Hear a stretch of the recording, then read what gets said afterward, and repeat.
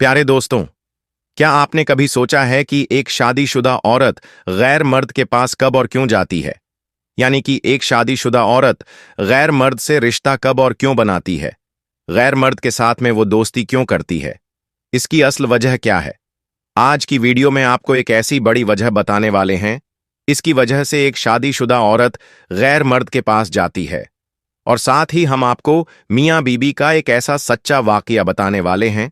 इसको सुनकर आप सभी की आंखें खुल जाएंगी और आप समझ जाएंगे कि शादीशुदा औरत गैर मर्द के पास कब और क्यों जाती है। इसीलिए आज की यह वीडियो आप सभी के लिए खास है और खासकर शादीशुदा लोग इस वीडियो को आखिर तक जरूर देखें। इस वीडियो को शेयर भी करें ताकि तमाम लोगों तक ये वीडियो पहुंच सके। तो चलिए दोस्तों, वीडियो शुरू करते हैं। प्यारे दोस्तों, कभी कभी हम इस बात से अनजान हो जाते हैं कि हमारी की हुई छोटी छोटी गलतियां किस तरह से हमारे बसे बसाए घर को तबाह और बर्बाद कर देती हैं। हम इस बात को भूल जाते हैं कि हमारे घर में जो कुछ गलत हो रहा है, कहीं इसके जिम्मेदार हम खुद तो नहीं। आज हम आपको हमारे जानने वाले दोस्त का सच्चा वाकया आप तक पहुंचाने वाले हैं। इसको सुनकर आप लोगों के होश उड़ जाएंगे और आप सोचने पर मजबूर हो जाओगे। हमारा एक दोस्त है जिसका नाम है जुनैद। उसने अपनी जिंदगी का एक सच्चा वाकया बताया है। इसको सुनने के बाद हमें लगा कि ये वाकया आप लोगों में भी शेयर करना चाहिए, इसलिए ये वीडियो आपके लिए बना रहे हैं ताकि जो कुछ गलत जुनैद के साथ हुआ वो कहीं आपके साथ ना हो जाए। दोस्तों, जुनैद बताता है कि एक रात हम मियां बीबी अपने बिस्तर पर सो रहे थे। अचानक आधी रात को मेरे फोन ने वाइब्रेट शुरू कर दिया। मैंने देखा कि मेरे मोबाइल की स्क्रीन लाइट ऑन हो चुकी थी। ये सुनकर मेरी आंखें खुल गईं और मैंने जल्दी से अपना फोन उठाया तो देखा कि शबनम का कॉल था। मैंने सोचा इस वक्त आधी रात को उसको क्या मुसीबत आ गई होगी। मैं कुछ बड़बड़ाते हुए अपने फोन को उठाया, उसकी कॉल को कट कर दिया और फिर व्हाट्सएप पर एक मैसेज टाइप किया कि इस वक्त मैं तुमसे बात नहीं कर सकता क्योंकि मेरी बीबी मेरे पास सो रही है। मैसेज सेंड करने के बाद शबनम के जवाब का इंतजार करने लगा। थोड़ी देर के बाद में मेरे मोबाइल की लाइट ऑन हुई। इससे मैं समझ चुका था कि शबनम का जवाब आ गया है। मैंने फिर से अपना मोबाइल उठाया तो देखा कि शबनम ने लिखा कि बहुत जरूरी बात है, थोड़ी देर बाहर निकलकर बात कर लो। मैं जल्दी से अपने बिस्तर से उठा और बिना कोई आवाज किए अंधेरे में अपने हाथों को इधर उधर टटोलकर अपनी चप्पलों को ढूंढने लगा। मुझे जब चप्पल मिली तो मैं धीरे से आगे बढ़ा, धीमे से कमरे का दरवाजा खोला। बाहर की लाइट ऑन थी, इसलिए दरवाजा खोलते ही हमारे कमरे में हल्की सी रोशनी आ गई। तो मैंने जल्दी से पीछे मुड़कर देखा कि कहीं मेरी बीबी जाग तो नहीं गई। मैंने अपने बिस्तर पर अपनी नजर डाली तो मेरा बिस्तर तो बिल्कुल खाली पड़ा था, यानी कि मेरी बीबी तो बिस्तर पर नहीं थी।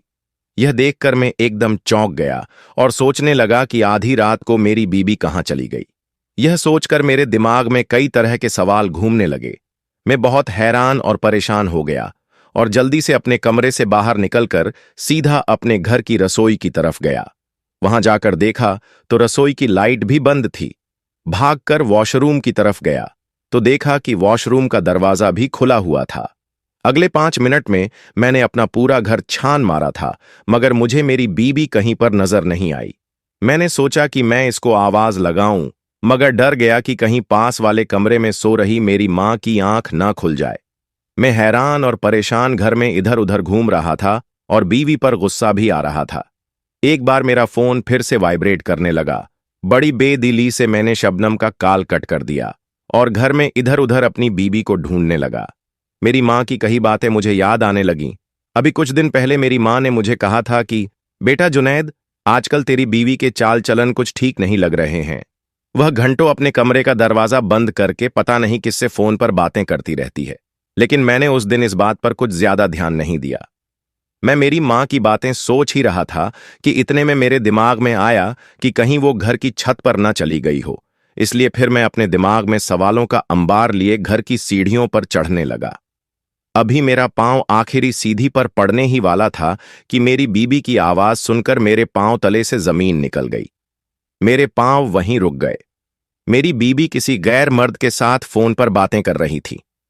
उसको बता रही थी कि मैं इसकी बीबी तो बन गई, मगर उसकी मुझ में बिल्कुल इज्जत भी नहीं। हमारे दरमियान में जोर जबरदस्ती का रिश्ता चल रहा है। जब पहली बार मैंने उसके फोन में किसी शबनम नाम की लड़की के गंदे मैसेज पढ़े थे तो उस दिन मैं बहुत रोई थी। मेरा दिल जल रहा था। मैंने सोचा कि मैं इस बारे में उनसे बात करूं, लेकिन मैं डर गई थी कि कहीं बात आगे ना बढ़ जाए और वो मुझे तलाक ना दे दे। बस यही बात सोचकर मैं चुप रही थी। जब मैं सो जाती हूं तो वो घंटे घंटे किसी और लड़की से बातें करते रहते हैं। मैं अपने आप को अंदर से कोसती रहती हूं, मगर मैं इस बात को कितने दोनों तक बर्दाश्त करती। आखिर मैं भी इंसान हूं, मुझे भी तो कोई चाहिए जो मुझे अपना लगे, जिसके साथ मैं अपने दिल की बातें कर सकूं, जो मेरे दिल की बातों को सुन सके। मगर जब से तुम मेरी जिंदगी में आए हो तो मुझे ऐसा लगने लगा है जैसे इस दुनिया में कोई है जो मुझे अपना समझता है, जो मेरी परवाह करता है। तो जब भी परेशान होती हूं तो तुम्हें याद कर लेती हूं। तुमसे बात करके मेरे दिल का बोझ हल्का हो जाता है। वो अगर अपने दिल की बात किसी और से करते हैं तो मेरे दिल की बात सुनने के लिए अब तुम मेरे पास हो। प्यारे दोस्तों, जुनैद आगे बताता है, अभी उनकी बातें चल ही रही थीं, लेकिन मेरी बर्दाश्त कम पड़ गई। ये सुनकर मैं गुस्से से लाल हो गया और ये सोचकर आगे बढ़ने ही वाला था कि आज तो उसको इसके धोखे की सजा मिलकर ही रहेगी। इतने में मेरा फोन फिर से वाइब्रेट करने लगा। यह देखकर मेरे सारे जज्बात एकदम ठंडे पड़ गए, एकदम से जैसे सब कुछ रुक गया हो। मुझे ऐसा लगा जैसे किसी ने मेरी जुबान झगड़ ली हो। उसके बाद मेरे पांव आगे नहीं बढ़ पाए और एक हारे हुए इंसान की तरह मैं सीढ़ियों से उतरने लगा। उनकी बातें अभी भी मेरे कानों में पड़ रही थीं और मेरे कलेजे को छलनी कर रही थी। जुनैद आगे बताता है कि मैंने अपना फोन स्विच ऑफ करके चुपचाप आकर अपने बेड पर लेट गया। आज तो मुझे आराम पहचाने वाला मेरा बिस्तर भी कांटों की तरह चुभ रहा था। अगर इस गुनाह का कसूरवार था तो मैं खुद था, मैं कैसे किसी और को इसकी सजा देता। इस बात का अगर कोई गुनहगार था तो मैं खुद ही था। कहते कहते जुनैद फूट फूट कर रोने लगा। दोस्तों, सुनने में तो ये बात कहानी के जैसा लगा होगा, मगर आज यही हकीकत हमारे घरों में है। आज इस दुनिया में बहुत से मर्द ऐसे हैं जो अपनी बीवी होने के बावजूद भी गैर औरतें में दिलचस्पी रखते हैं, गैर औरतें के चक्कर में लगे रहते हैं, और यह बात किसी भी बीवी को पसंद नहीं होती। इसकी वजह से मियां बीवी में दूरियां बन जाती हैं और फिर बीवी गलत कदम उठाने पर मजबूर हो जाती है। इसलिए अगर आप चाहते हैं कि आपकी बीवी आपके लिए हमेशा वफादार बनकर रहे तो पहले अपने आप को देखें। कहीं आप कुछ गलत नहीं कर रहे हैं, कहीं आपने तो किसी और लड़की से रिश्ता नहीं बना रखा। अगर आप ऐसा कर रहे हैं तो पहले आप अपने आप को सुधारें, अपने आप को चेंज करें। आप अपनी बीवी को वक्त दें, अपनी बीवी से बेपनाह मोहब्बत करें, फिर आपकी बीवी 100% सिर्फ आपकी ही होकर रहेगी। अगर आप गलत कर रहे हैं, आप गलत हैं, तो फिर आपकी बीवी भी गलत काम ही करेगी। यही इस दुनिया की मिसाल है दोस्तों। मोहम्मद सल्लल्लाहु अलैहि वसल्लम ने आखिरी नमाज जो आप सल्लल्लाहु अलैहि वसल्लम ने पढ़ाई मगरिब की नमाज थी, जुमेरात के दिन ईशा का वक्त, जब आपके सहाबा इकराम अर्ज करने लगे कि या अल्लाह के नबी, नमाज का वक्त हो चुका है। प्यारे दोस्तों, आप सल्लल्लाहु अलैहि वसल्लम के ऊपर कमजोरी आई थी। आपने गुस्ल किया, आपने उठने की कोशिश की, लेकिन बेहोश होकर गिर गए। फिर होश आया। आपने पूछा, क्या तुम लोगों ने नमाज पढ़ ली? लोगों ने कहा कि ए अल्लाह के रसूल, हम तो आपका इंतजार कर रहे हैं, अभी इमामत नहीं हुई, अभी नमाज खड़ी नहीं हुई। आपने फिर गुस्ल किया, फिर आप खड़े होने की कोशिश करने लगे, फिर आप बेहोश हो गए। 3 मर्तबा ऐसा हुआ। आप समझ गए कि अब मस्जिद में जाने की हालत में नहीं है, अब नमाज के लिए खड़े होने की ताकत मेरी नहीं है। आप सल्लल्लाहु अलैहि वसल्लम ने फरमाया कि ऐ लोगों, अब्बू बकर से कहो कि वो लोगों को मेरी जगह नमाज पढ़ाए। हजरत आयशा फरमाती है कि मेरे दिल में यह ख्याल आया कि मेरे बाप हजरत अब्बू बकर सिद्दीक अगर रसूल की जगह खड़े होंगे और रसूल अल्लाह के जो आसार नजर आ रहे हैं, ऐसा लग रहा है कि आप दुनिया में ज्यादा वक्त नहीं गुजारेंगे। मुझे ऐसा महसूस हुआ कि मेरे वालिद रसूल अल्लाह की जगह मुसल्ले पर खड़े होंगे, तो कल हो सकता है कि मेरे वालिद के बारे में अच्छा महसूस ना किया जाए। तो मैंने मेरे वालिद के लिए माजरत करने की कोशिश की। मैंने कहा कि या रसूल अल्लाह, मेरे वालिद अबू बकर सिद्दीक बड़े नरम दिल हैं, अगर मुसल्ले पर खड़े होंगे तो अपने जज्बात पर काबू नहीं कर पाएंगे, वह रोने लगेंगे, वह नमाज नहीं पढ़ा पाएंगे। या रसूल अल्लाह, यह जिम्मेदारी किसी और को दे दीजिए।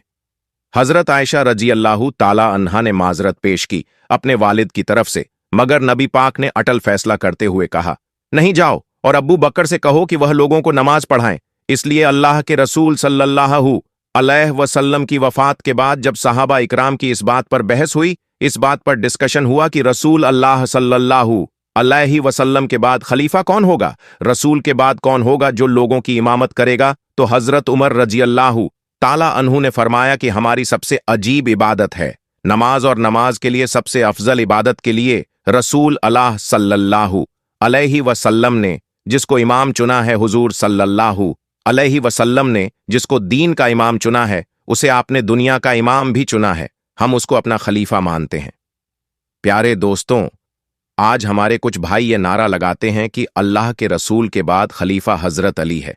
बेशक अली का मकाम अपनी जगह पर है, अली का मर्तबा अपनी जगह है, मगर रसूल करीम के खलीफा हजरत अब्बू बकर सिद्दीक का, और यह रसूल ने क्लियर तो नहीं कहा मगर सिंपल हिंट दे दी, मगर इशारे दे दिया कि अगर मेरे बाद कोई खलीफा होगा तो हजरत अब्बू बकर सिद्दीक है। प्यारे दोस्तों, एक औरत अल्लाह के रसूल सल्लल्लाहु अलैहि वसल्लम के पास आती है, विरासत का मसला पूछती है। नबी करीम सल्लल्लाहु अलैहि वसल्लम उसको मसले का हल बताते हैं। उसके बाद अल्लाह के रसूल सल्लल्लाहु अलैहि वसल्लम उस औरत से कहते हैं कि ए खातून, आइंदा कभी तुम यहां पर आओ और अगर मुझसे मुलाकात ना हो, मेरा इंतकाल हो जाए, मैं दुनिया से चला जाऊं, तो फिर तुम अब्बू बकर सिद्दीक के पास जाना, तो उससे अपना मसला पूछना, उनके सामने अपना मसला रखना। नबी करीम ने इशारा दे दिया कि मेरे बाद मुसलमानों के लायक अगर कोई है तो अब्बू बकर सिद्दीक है। इसके बाद जुमेरात को ईशा की नमाज हजरत अब्बू बकर सिद्दीक ने पढ़ाई, और उसके बाद अल्लाह के रसूल की जिंदगी में 17 वक्त की नमाज हजरत अब्बू बकर सिद्दीक ने पढ़ाई। एतवार का दिन आया, वफात के एक दिन पहले अल्लाह के रसूल ने अपने गुलामों को आजाद किया। आपके घर में 7 दीनार रखे हुए थे, उस 7 दीनार को आपने खैरात किया। आपके पास जो हथियार था, जो तलवारें वगैरह थीं, वह आपने मुसलमानों को दे दी। उसके बाद आपने अपने नवासों हजरत हसन और हुसैन को बुलाया, अपनी बेटी फातिमा को बुलाया, उनसे प्यार किया, उनसे बातें की, और मुसलमानों को वसीयत की, यह मेरी बेटी है, मेरे नवासे हैं, उनके साथ अच्छा सलूक करना, उनको तकलीफ मत देना। पीर का दिन है जिस दिन अल्लाह के रसूल सल्लल्लाहु अलैहि वसल्लम का इंतकाल हुआ। उस दिन फजर की नमाज हजरत अब्बू बकर सिद्दीक रजी अल्लाहु ताला अन्हु सहाबा को पढ़ा रहे हैं। बुखारी के अल्फाज है, हजरत अनस इब्ने मालिक कहते हैं कि अल्लाह के नबी ने पीर के दिन फजर की नमाज हो रही थी। अब्बू बकर लोगों को नमाज पढ़ा रहे थे। अल्लाह के रसूल को थोड़ा आराम महसूस हुआ।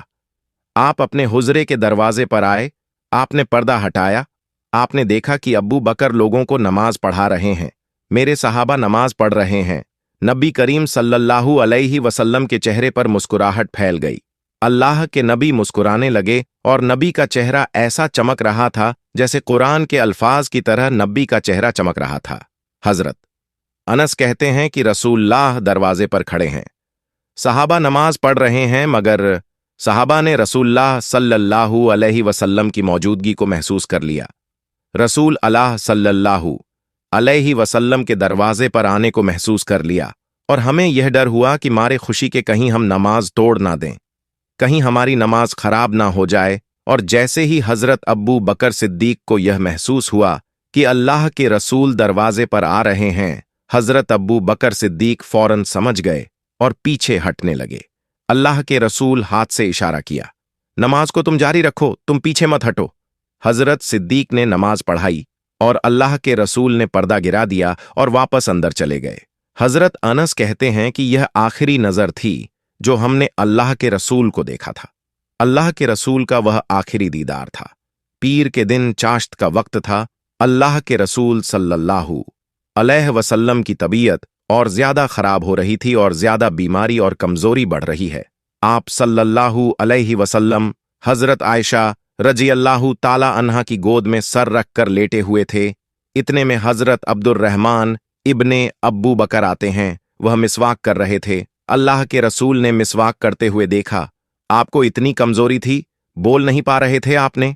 इशारा किया हजरत आयशा को, तो हजरत आयशा समझ गई कि अल्लाह के रसूल मिसवाक करना चाहते हैं। हजरत आयशा फरमाती है कि मैंने अब्दुर्रहमान से मिसवाक ली, जो मिसवाक बहुत ज्यादा सख्त थी।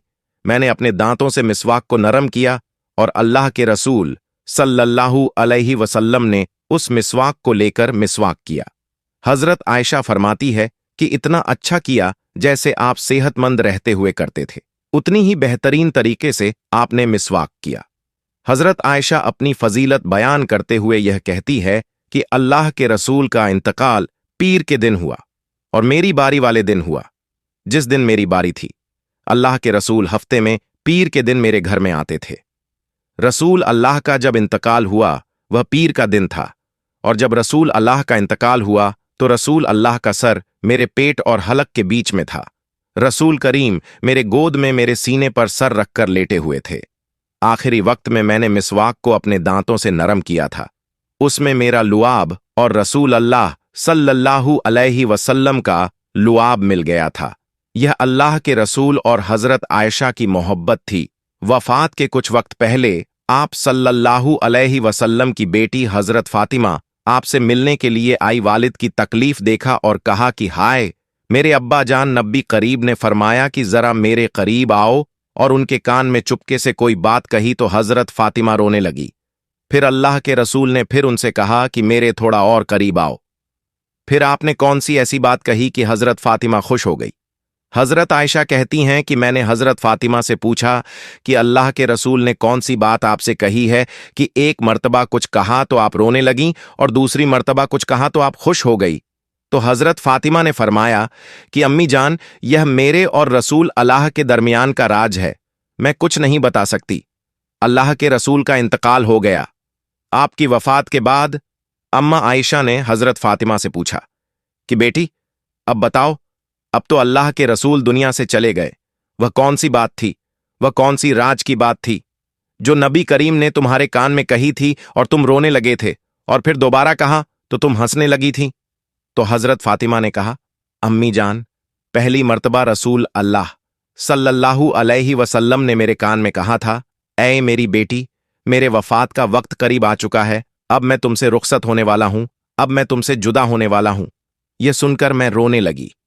फिर नबी करीम सल्लल्लाहु अलैहि वसल्लम ने मेरे कान में कहा कि ऐ फातिमा, सबसे पहले मेरे अहले बैत में, सबसे पहले मेरे घर वालों में, सबसे पहले मेरे खानदान में, सबसे पहले तुम मुझसे मिलोगी, सबसे पहले तुम मेरे पास आओगी। आपने हजरत फातिमा के कान में यह भी कहा कि ऐ फातिमा, क्या तुम इस पर राजी नहीं हो कि तुम तमाम जन्नती औरतों की सरदार होगी, तमाम मोमिन औरतों की सरदार होगी। नबी करीब सल्लल्लाहु अलैहि वसल्लम ने जब यह बात हजरत फातिमा से बयान की तो वह खुश हो गई और उनके चेहरे पर मुस्कुराहट आ गई। नबी करीम सल्लल्लाहु अलैहि वसल्लम के इंतकाल के 6 महीने के बाद हजरत फातिमा का इंतकाल हो गया। दोस्तों, वीडियो को लाइक करें और अपने दोस्तों में भी शेयर करें, और हमारे चैनल को सब्सक्राइब करके घंटा दबा दें। अस्सलामु अलैकुम। अल्लाह हाफिज।